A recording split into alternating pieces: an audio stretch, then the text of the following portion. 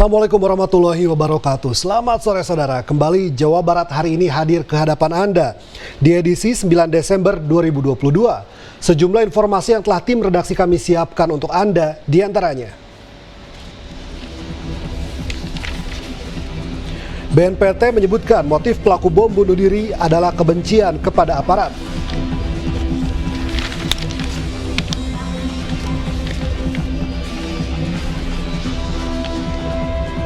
Polisi memeriksa 18 orang saksi termasuk keluarga pelaku.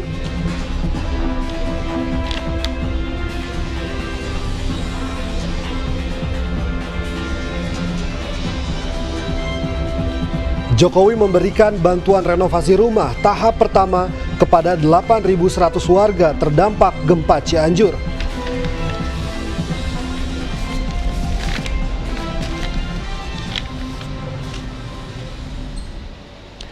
Selain ketiga berita tersebut, sejumlah informasi lain dari beberapa daerah di Jawa Barat pun akan mengisi Jawa Barat hari ini. Bersama saya Tegar Bestari, berikut Jawa Barat hari ini selengkapnya.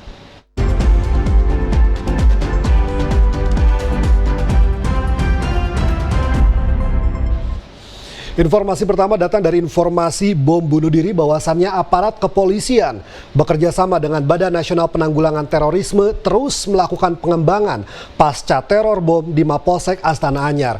Dari hasil identifikasi, motif pelaku adalah kebencian terhadap aparat pemerintah dan kepolisian. Dari hasil identifikasi polisi dengan Badan Nasional Penanggulangan Teroris, motif pelaku adalah kebencian terhadap aparat pemerintah dan kepolisian. Aksi bom bunuh diri sengaja dilakukan di kantor polisi saat apel pagi dengan tujuan agar banyak anggota polisi yang menjadi korban. Deputi 2 BNPT Irjen Pol Ibnu Suhendra mengungkapkan, pelaku bom bunuh diri bukan pelaku tunggal, melainkan jaringan kelompok Jamaah Ansarud Daulah atau JAD. Peran dilakukan oleh pelaku tunggal, kami menduga bahwa pelaku ini tidak tunggal. Pelaku ini adalah kelompok jaringan teroris. Beberapa waktu lalu, 2 hari yang lalu kami sampaikan bahwa kita menduga bahwa jaringan ini adalah Jamaah Ansarud Daulah. Pelaku juga merupakan ex-napi teroris yang sempat ditangkap dan ditahan di Lapas Nusa Kambangan tahun 2017 dalam kasus bom Cicendo. Arif Budi, TVRI Jawa Barat melaporkan. Polisi saat ini tengah memeriksa 18 orang saksi terkait peristiwa bom bunuh diri di Mapolsek Astana Anyar, Kota Bandung. Dari 18 saksi tersebut, 3 orang diantaranya merupakan anggota keluarga pelaku. Sebanyak 18 orang menjalani pemeriksaan sebagai saksi terkait peristiwa bom bunuh diri yang terjadi di Mapolsek Astana Anyar, Kota Bandung. 18 saksi tersebut terdiri dari 6 orang anggota Polsek Astana Anyar, 9 orang masyarakat, serta 3 orang anggota keluarga pelaku. Khusus kepada 3 orang keluarga pelaku, polisi berupaya untuk menggali informasi mengenai keseharian AS yang merupakan pelaku tunggal bom bunuh diri. Ketiganya juga diperiksa untuk mengetahui apakah ada atau tidaknya dugaan keterlibatan terkait kasus tersebut. Polri sedang melakukan pendalaman dan juga sudah mengambil atau meminta keterangan terhadap 18 orang saksi. 18 orang saksi itu terdiri dari 6 anggota Polsek Astana Anyar, kemudian 9 dari masyarakat, dan dari 3 keluarga pelaku. Selain memeriksa sejumlah saksi, kepolisian juga telah mengamankan total 26 barang bukti dari lokasi kejadian perkara. Arif Budi, TVRI Jawa Barat melaporkan. Satuan Brimob Polda Jawa Barat melakukan pemeriksaan di lokasi terjadinya bom bunuh diri di Mapolsek Astana Anyar. Dari pemeriksaan diketahui bahwa ledakan berasal dari bom rakitan berisi paku dan baterai 9 volt yang dimasukkan ke dalam panci. Satuan Brimob Polda Jawa Barat bersama Pusat Laboratorium Forensik atau Puslab-4 Mabes Polri melakukan pemeriksaan di lokasi kejadian perkara terjadinya bom bunuh diri di Mapolsek Astana Anyar, Kota Bandung. Pemeriksaan dilakukan untuk mengetahui cara pelaku meledakkan bom, termasuk jenis bom apa yang digunakan pelaku. Dari pemeriksaan tersebut diketahui bahwa pelaku menggunakan bom dalam bentuk rakitan yang berisikan paku, baterai 9 volt, residu bom yang kemudian dimasukkan ke dalam sebuah panci. Dalam aksinya, pelaku menyimpan bom di bagian depan dan belakang tubuhnya. Namun saat peristiwa terjadi hanya bom di bagian belakang yang meledak, sementara satu bom lainnya terpental ke salah satu ruangan polsek. Pahami dulu bahwasanya jenis bom yang meledak, jenis bomnya adalah jenis bom rakitan, ya. Dirakit dalam bentuk panci dan biasa rekan-rekan dengar dengan bom panci. Isian daripada bom panci itu diantaranya yang kita temukan di TKP, paku, kemudian switchingnya untuk baterai 9 volt. Kemudian juga kita dapati residu TATP. Akibat aksi teror yang dilakukan pelaku berinisial AS, 11 orang menjadi korban yang mayoritas merupakan anggota kepolisian. Arif Budi, TVRI Jawa Barat melaporkan.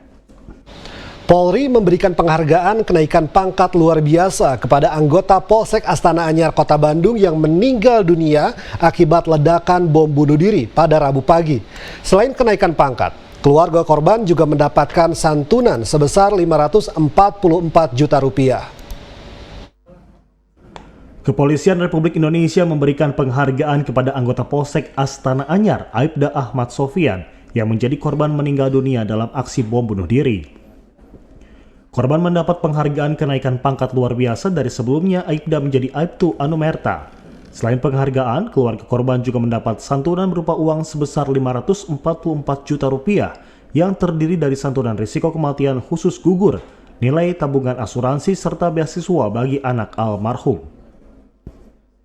Di mana anggota tersebut meninggal diakibatkan karena adanya bom bunuh diri yang dilakukan oleh OTK atau orang yang tidak dikenal.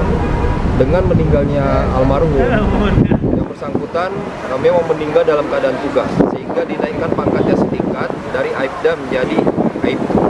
Dengan adanya kejadian itu juga kita berterima kasih kepada Asapri yang sudah memberikan sumbangan kepada keluarga korban, di mana diharapkan dengan sumbangan tersebut bisa membantu dan memberikan spirit kepada korban dan keluarganya. Almarhum Aibtu Ahmad Sofian menjadi korban meninggal dunia dalam peristiwa aksi teror bom bunuh diri di Mapolsek Astana Anyar. Ia meninggal dunia setelah mendapatkan luka serius di bagian leher serta terkena serpihan peledak. Arif Budi, TVRI Jawa Barat melaporkan. Pelaku bom bunuh diri di Polsek Astana Anyar diketahui bernama Agus Sujatno, warga Kecamatan Batu Nunggal, Kota Bandung, Jawa Barat. Masyarakat sekitar merasa kaget pelaku bom bunuh diri ternyata warganya. Warga Kecamatan Batu Nunggal, Kota Bandung merasa kaget setelah mengetahui pelaku bom bunuh diri di Mapolsek Astana Anyar yang terjadi pada Rabu pagi merupakan warganya. Pelaku Agus Sujatno diketahui sudah lama tidak tinggal di kawasan Cibangkong saat masih bersekolah. Pelaku diketahui tinggal bersama kakek dan neneknya saat tinggal di daerah Cibangkong. Pelaku Agus Sujatno diketahui memiliki kepribadian yang terbuka dengan teman sebayanya. Namun setelah lulus sekolah keberadaan Agus tidak diketahui. Menurut salah seorang warga, diketahui Agus sempat bekerja menjadi penjaga warnet. Selain itu, warga juga mengaku pelaku sudah tidak pulang ke rumahnya selama bertahun-tahun. Pokoknya di luar dari sinilah, nggak tahu di mana. Terakhir katanya di Solo. Yang Bapak tahu nih kesehariannya beliau seperti apa, Pak? Pak Agus orangnya ya biasa aja. Tapi setelah SMA ini saya perkembangannya juga udah nggak tahu. Kalau dari dulu waktu masih SD SMP itu masih bisa lah, itu juga biasa. Berbaur sama rekan-rekan seumurannya. Itu yang saya sampaikan dengan Pak Bolden juga tadi. Diketahui dalam kejadian bom bunuh diri di Polsek Astana Anyar Rabu pagi, 11 orang menjadi korban. 1 orang korban meninggal dunia merupakan petugas kepolisian. Dari Kota Bandung, Agung Jaya Permana melaporkan. Informasi lain akan kami sampaikan usai jeda, di antaranya. Jokowi memberikan bantuan renovasi rumah tahap pertama kepada 8.100 orang warga terdampak gempa.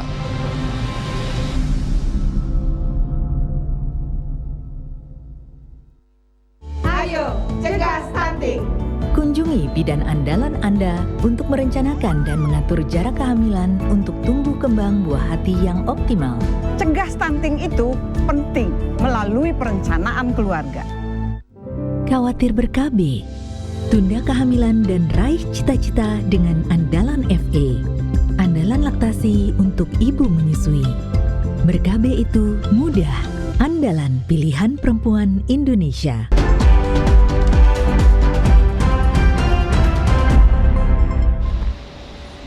Terima kasih pemirsa, Anda masih menyaksikan Jawa Barat hari ini. Pemirsa, Presiden Republik Indonesia Joko Widodo kembali mengunjungi Kabupaten Cianjur pada Kamis siang untuk memberikan bantuan tahap pertama pada warga untuk renovasi rumah yang terdampak gempa Cianjur bertempat di Yonif Rider 300 Brawijaya, Desa Sukataris, Kecamatan Karangtengah, Kabupaten Cianjur, Jawa Barat. Bantuan renovasi rumah yaitu rumah rusak berat dari Rp50 juta menjadi Rp60 juta.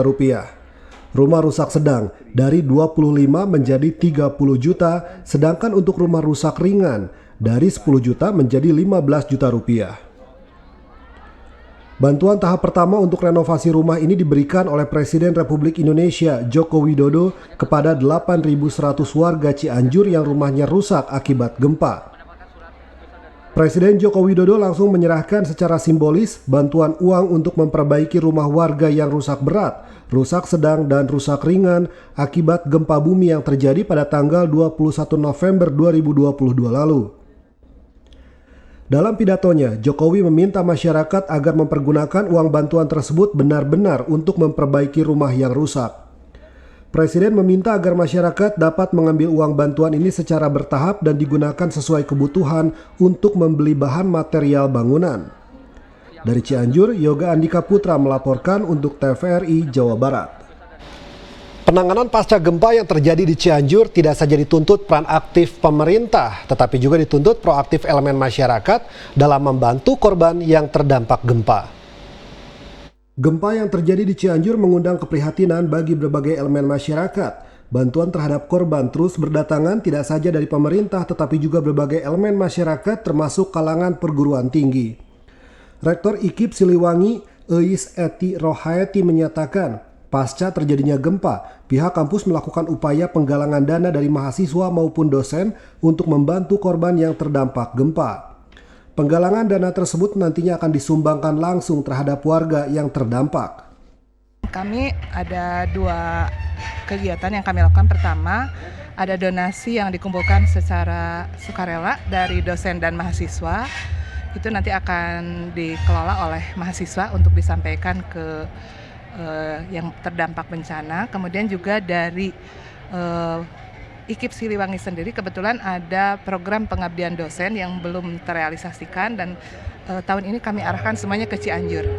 Jadi nanti pengabdian dosen itu akan dilaksanakan dan dikhususkan untuk trauma healing pasca bencana khususnya di bidang pendidikan.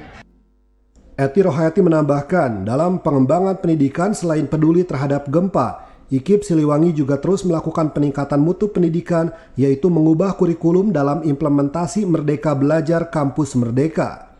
Demikian Endang Herman dan Agung, TVRI Jawa Barat.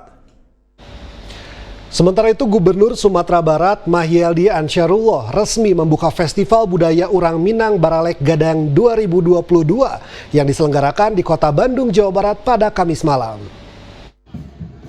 Festival Budaya Urang Minang Baralek Gadang 2022 resmi dibuka oleh Gubernur Sumatera Barat Mahyeldi Ansyarullah di Kota Bandung pada Kamis malam. Festival ini dilaksanakan dari tanggal 8 hingga 11 Desember 2022 dengan menyajikan beragam pertunjukan seni dan bermacam kuliner tradisional Minangkabau. Gubernur Sumatera Barat Mahyeldi Ansyarullah mengatakan event ini menjadi momentum bersilaturahmi serta berbagai ajang membangun komunikasi antara ranah Minang dengan rantau Minang yang ada di Kota Bandung dengan menghadirkan UMKM-UMKM yang ada di Kota Bandung maupun Sumatera Barat. Ya, alhamdulillah pada hari ini ada pertemuan rantau Minang yang ada di Bandung. Dan alhamdulillah menjadi momen untuk bersyaturahim dan kemudian juga untuk membangun komunikasi antara ranah dan rantau. Pada saat yang sama juga bisa menghadirkan UMKM baik dari rantau sendiri di Bandung sendiri ataupun juga dari Sumatera Barat. Sementara itu, Ketua DPW IKM Jawa Barat Tuanku Joni Martius Sutansari Alam mengatakan event yang digelar Muda-Mudi Minang ini sebagai ajang pemanasan bagi Ikatan Keluarga Minangkabau Jawa Barat yang akan menggelar Pesta Budaya Semarak Minangkabau di Tatar Sunda pada pekan depan. Tadi sudah saya sampaikan depan Gubernur, minggu depan kita Ikatan Keluarga Minangkabau Provinsi Jawa Barat juga akan mengadakan sebuah pesta budaya Semarak Minangkabau di Tatar Sunda yang insya Allah akan dihadiri oleh ribuan perantau Minang dan orang-orang asli bumi Jawa Barat tentunya. Festival Budaya Minang ini diharapkan dapat meningkatkan ekonomi baik dari ranah Minang maupun rantau Minang. Dari Kota Bandung, Agung Jaya Permana melaporkan. Pemirsa, kami akan kembali dengan segmen advertorial berikut. Wisuda FEB Unpas 2022. Usai jeda.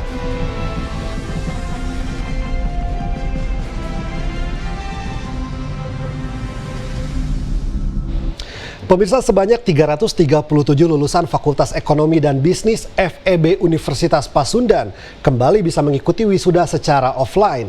Kegiatan wisuda ini merupakan bagian integral dari wisuda yang digelar oleh Universitas Pasundan. Berikut laporan selengkapnya.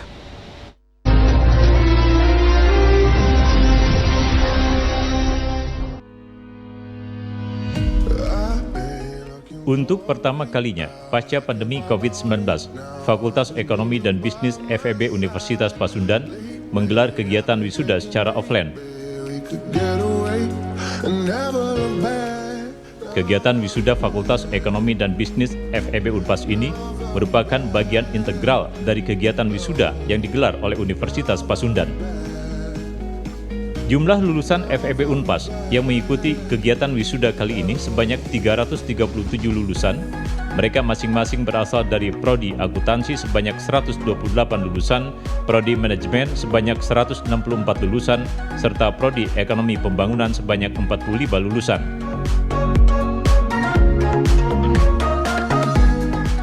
Para lulusan FEB Unpas adalah para lulusan yang unggul baik hard skill maupun soft skill. Selama di bangku kuliah, mereka telah dibentuk dan dipersiapkan untuk menjadi SDM-SDM yang handal di bidang ekonomi dan siap bersaing secara global. Alhamdulillah bahwa pada hari ini kita mewisuda 337 ya. Ini tentunya adalah momen penting dalam kerangka yang pertama sebagai momen akademik terakhir. Artinya bahwa wisuda itu harus diikuti oleh siapapun, maka dikatakan sebagai proses akademik yang mesti diikuti. Yang kedua bahwa wisuda itu adalah momen apresiasi.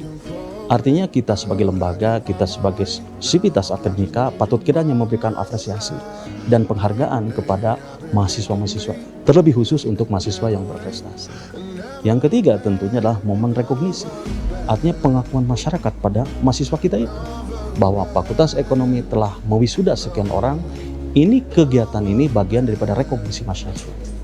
Dan yang berikutnya adalah dalam rangka selebrasi. Pengungkapan rasa bahagia orang tua, pengungkapan rasa bahagia alumni, ini perlu kita fasilitasi. Maka dikatakan sebagai momen selebrasi. Itu adalah 4 unsur penting di dalam kegiatan wisuda ini. Tentunya dalam konteks visi adalah dalam rangka silaturahim. Usai kegiatan wisuda, FEB Unpas juga menggelar tradisi khusus berupa pemberian penghargaan kepada para lulusan terbaik dari setiap prodi. Mereka yang memperoleh penghargaan adalah Nur Aulia Putri, Prodi Manajemen, IPK 3,90, Yuli Prastika, Prodi Manajemen, IPK 3,88, Tantri Hadiyanti dari Prodi Akuntansi, IPK 3,96, Mira Oktavia, Prodi Akuntansi, IPK 3,95, Rita Widayanti, Prodi Ekonomi Pembangunan, IPK 3,95, serta Tania Meliana, Prodi Ekonomi Pembangunan dengan IPK 3,88. Penyerahan penghargaan diserahkan langsung oleh Dekan FEB Unpas, Dr. Atang Hermawan, dengan disaksikan oleh para wakil dekan, ketua prodi, serta para sekretaris prodi. Para lulusan menyatakan kebanggaannya bisa menjadi sarjana ekonomi di FEB Unpas sebagai fakultas bereputasi unggul. Kita sangat bahagia sekali bisa mewakili dari semua mahasiswa. Nah, untuk saat ini kualitasnya udah sangat baik ya, apalagi selama kami berkuliah ada yang namanya program kelas internasional. Di sana kita bisa belajar bersama pelajar-pelajar dari luar negara ataupun mancanegara. Jadi kami banyak relasi juga, kemudian juga bisa mempelajari beberapa hal dari negara-negara yang belum pernah kami pelajari sebelumnya. Rasa bangga juga disampaikan oleh orang tua lulusan. Mereka menilai FEB Unpas sebagai fakultas yang menjadi pilihan pasti setiap generasi. Merasa bangga bahwa anak kami lulus sebagai predikat terbaik di jurusan Fakultas Ekonomi dan Bisnis. Saya merasa bangga bahwa Fakultas Ekonomi Bisnis merupakan bagian dari Universitas Pasundan, mendapat penghargaan akreditasi A, yaitu dari 200 sekian, atau maaf kalau salah, hanya 7 dari lembaga pendidikan tinggi swasta di Provinsi Jawa Barat dan Banten. Dekan FEB Unpas, Dr. Atang Hermawan menegaskan pemberian penghargaan ini sebagai komitmen FEB Unpas untuk memberikan penghargaan pada mereka yang berprestasi. Tentunya kita memberikan penghargaan kepada mahasiswa berprestasi tadi sesuai dengan konteks alumni itu sendiri. Bahwa alumni adalah sebagai agent promotion, artinya bahwa alumni itu sebagai agen terhadap masyarakat. Sikap dan perilaku mereka itu yang ada di masyarakat akan memberikan kontribusi pada kita, kepada alumni ini, kepada lembaga ini. Maka tentunya momen ini harus kita lakukan. Yang kedua adalah momen bahwa alumni sebagai kontributor di masyarakat. Artinya bahwa alumni itu harus memberikan peran terhadap masyarakat sebagai tanggung jawab sosial, harus memberikan peran pada lembaga ini sebagai sivitas akademika. Oleh karena itu, kedua hal ini penting yang harus kita lakukan sebagai momen rekognisi, sebagai momen apresiasi, dan juga sebagai iron stock. Kita buka pemikiran mereka bahwa alumni itu sebagai pelanjut pembangunan. Maka momen ini yang terbaik ini kita sengaja dikumpulkan terlebih khusus untuk mahasiswa yang berprestasi, karena nantinya sebagai garda terdepan fakultas ekonomi. Maka kami melakukan kegiatan ini sebagai bagian daripada pelaksanaan visi dan misi Fakultas Ekonomi dan Bisnis Unpas. Demikianlah wisuda FEB Unpas tahun 2022. Dari fakultas yang bereputasi unggul, tentunya berbanding lurus dengan lulusan yang berkualitas unggul pula.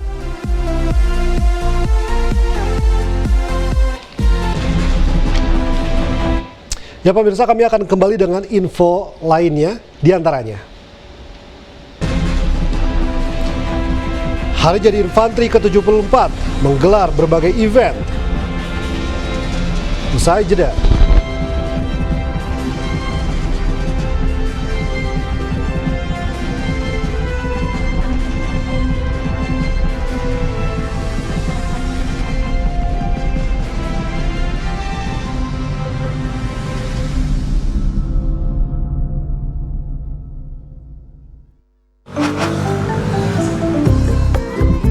Mari Pak. Mari. Iya, ini suka warna air. Ah, wangi banget Bu. Ya, mana cukup.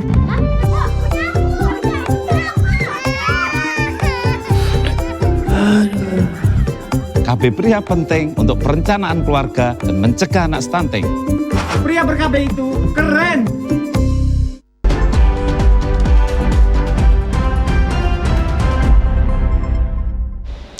Anda masih menyaksikan Jawa Barat hari ini. Pemirsa, memperingati Hari Jadi Infanteri ke-74 yang jatuh pada tanggal 19 Desember 2022, Pusat Kesenjataan Infanteri Pusenif TNI Angkatan Darat akan menggelar beberapa kegiatan bertemakan infanteri yang modern dan selalu di hati rakyat. Hari Jadi Infanteri ke-74 yang jatuh pada tanggal 19 Desember, Pusat Kesenjataan Infanteri Pusenif TNI Angkatan Darat menggelar beberapa kegiatan bersama masyarakat, diantaranya Infanteri Day Run 10 km, Infanteri House Run 15 km, dan Infanteri Shooting Championship terbuka untuk umum, TNI, Polri, serta lomba menyusun sejarah infanteri untuk para komandan satuan dan Sat Korps Infanteri. Selain itu, Pusenif TNI Angkatan Darat akan menggelar sejumlah event dengan tema infanteri yang modern dan selalu di hati rakyat. Bahkan bantuan untuk korban gempa Cianjur telah dilakukan sebagai unsur kepedulian infanteri kepada sesama. Koordinator Umum Kegiatan Peringatan Infanteri ke-74, Kolonel Infanteri Epi Gustiawan mengatakan, beberapa kegiatan ini selain peran dari Pusenif sendiri juga mengikut sertakan TNI, Polri, dan masyarakat. Diawali dengan kategori hasil, kemudian kategori menembak di wilayah Bandung Barat.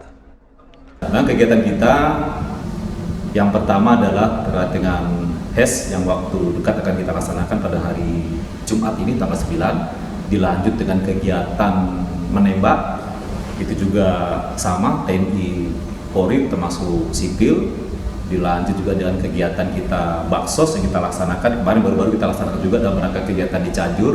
Dari Pusenif juga turut andil membantu korban yang berada di sana. Pihaknya juga telah menyediakan hadiah dari masing-masing kategori. Bahkan di lomba lari pihaknya menyiapkan total hadiah 100 juta rupiah dan lomba menembak total hadiah 250 juta serta hadiah lainnya. Pihaknya berharap kegiatan ini dapat berjalan lancar. Arif Budi, TVRI Jawa Barat melaporkan. Kita beralih ke informasi lain. Gempa berkekuatan 5,8 skala Richter yang berpusat di kota Sukabumi kemarin membuat puluhan rumah rusak, khususnya di kawasan Kecamatan Nagrak, Kabupaten Sukabumi. Hingga siang ini dampak gempa berkekuatan 5,8 skala Richter yang berpusat di kedalaman 104 km kota Sukabumi dilaporkan merusak puluhan rumah milik warga. Satu rumah milik Iis Patimah di kawasan Balai Kambang, Kecamatan Nagrak, ambruk. Sementara puluhan lain termasuk di Desa Girijaya, Kecamatan Nagrak mengalami rusak dan retak-retak. Belum dilaporkan adanya korban jiwa, namun peristiwa gempa membuat warga trauma, terlebih pasca gempa Cianjur. Ibu lagi jualan keliling, jualan gorengan, ibu mah tiap hari keliling. Pas udah di jalan, baru masih dekat sih dari sini. Dari rumah. Pas ada gempa lagi jalan itu kedengeran ini rubuh. Untuk sementara alhamdulillah kita udah berkoordinasi dengan pihak BPBD. Syukur alhamdulillah mungkin nanti siang akan ada beberapa material untuk penanganan. Berbagai unsur aparat kini terus melakukan pendataan akibat kerusakan gempa. Sementara hingga saat ini warga terkena dampak gempa berharap adanya bantuan pemerintah guna memperbaiki kerusakan. Demikian dilaporkan Wilda Topan dari Sukabumi, Jawa Barat. Dan berikut kami informasikan 4 titik kepadatan lalu lintas di wilayah Kota Bandung. Sebelah kiri atas adalah Simpang Jujunan Tol Pasteur.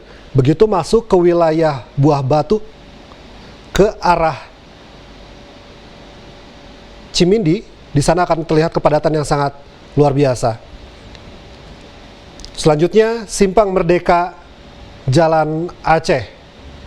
Jika dilihat arah utara, arah kiri atas ini merupakan jalur dari Dago akan menuju ke arah Jalan Merdeka. Kepadatan sudah terlihat.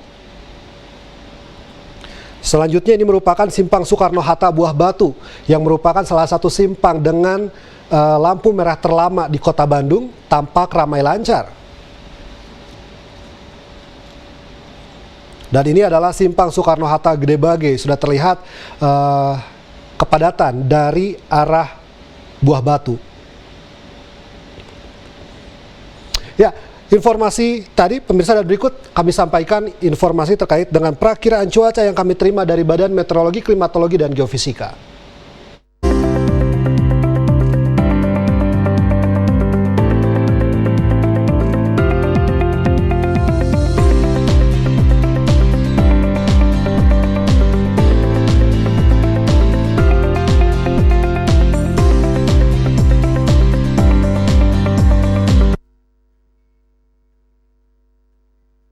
Undur diri. Wassalamualaikum warahmatullahi wabarakatuh. Selamat berakhir pekan.